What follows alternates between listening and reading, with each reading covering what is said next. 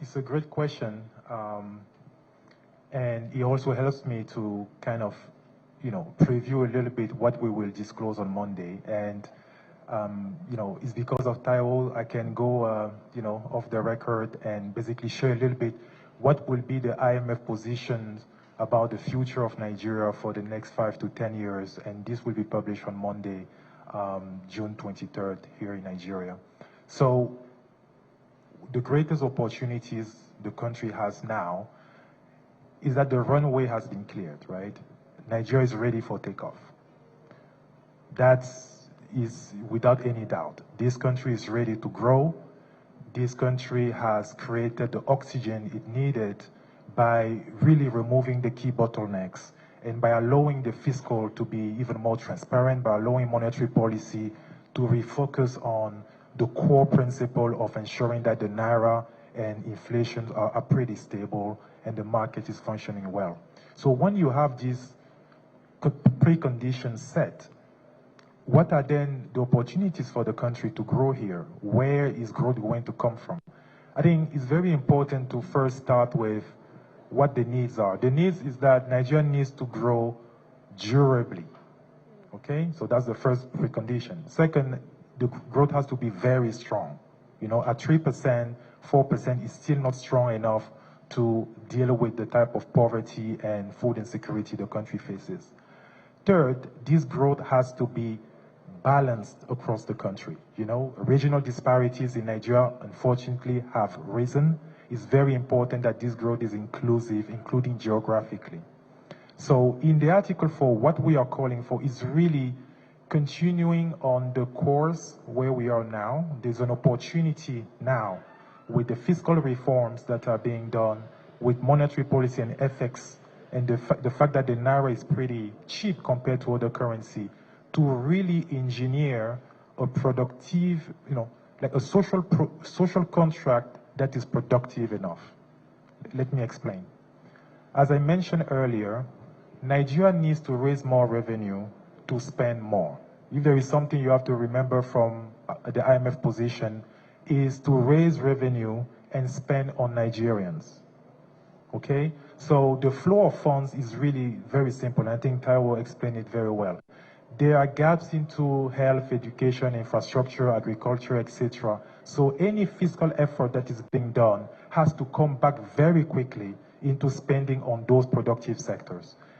To sustain growth durably, the only thing you need is productivity.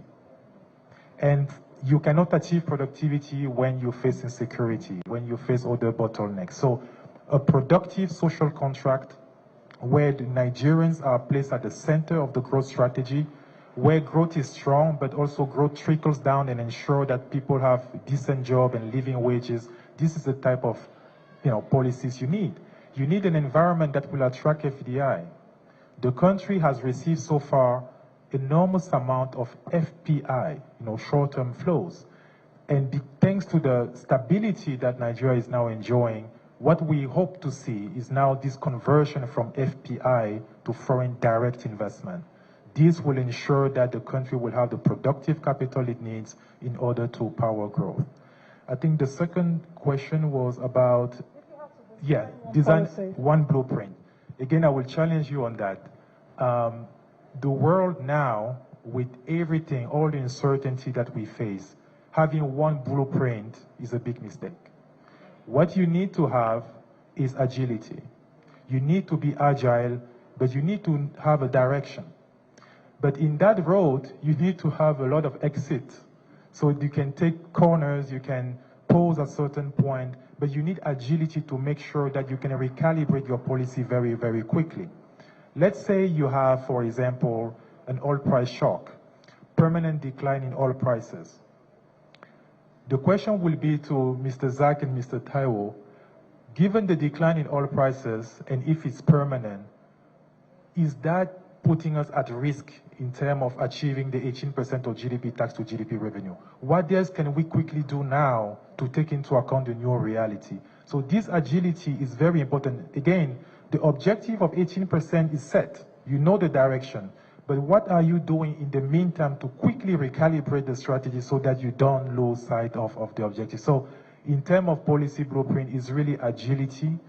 You need to continue to build the buffers. Unfortunately, we live in a very strange world, and without buffers, if you don't count on yourself, it's becoming very, very difficult to be able to navigate these heightened shocks and compounded shocks.